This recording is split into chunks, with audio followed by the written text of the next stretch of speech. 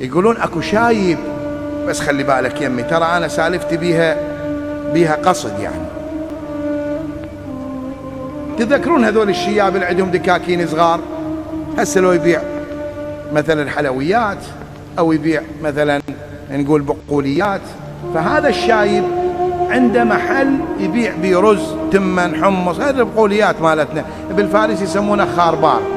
زين، هذا الشايب مو شيب كلش بعد ما بيه، وين قاعد بالشمس، ابنه فارش له جونيه وقاعد بباب الدكان، والولد الشاب لازم الدكان.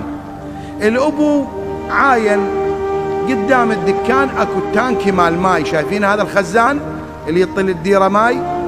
فوق الخزان اكو لقلق، شو يسمونه؟ لقلق. هاي تدرون اللقلق من يختار مكان عالي، وسنة عن سنة شو يسوي؟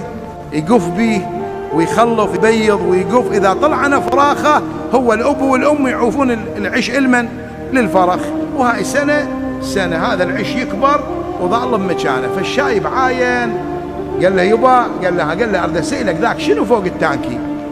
الأبو سأل ابنه شنو ذاك فوق التانكي؟ باوع له قال له يبا أنت ما شايفه؟ من كنا احنا أطفال هذا لقلق. قال له ها لقلق. سكت، ورا شوية ترك له 5 دقائق قال له يبا سألتك ما قلت لي ذاك شنو فوق التانكي؟ الولد عصب شوي قال له يبا صدق شنو خرفيت انت؟ وش قلت لك لقلق؟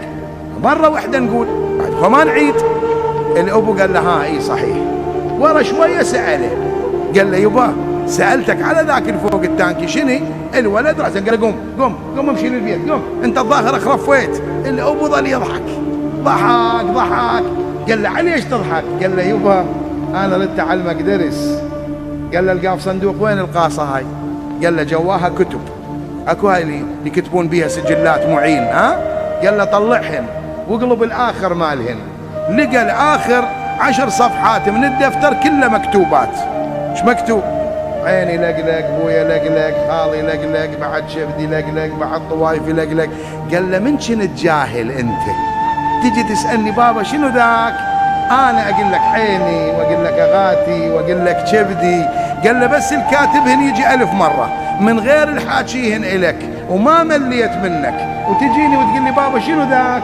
وارجع أقول لك. قال له 1000 مرة أقولها وأنا مبتسم إلك، بينما أنا سألتك 3 مرات طردتني. قال له شوف وين خلق الأبو وين خلق الولد. يقول الولد دنق على إيد أبوه وحب ايد ابوه. قال له يبا تريدنا نصير مثلكم؟ عن بابا ما نصير مثلكم، احنا انتم تبقون المضحين، انتم تبقون الاصل. فيا جماعة اليوم ابائنا امانة عندنا.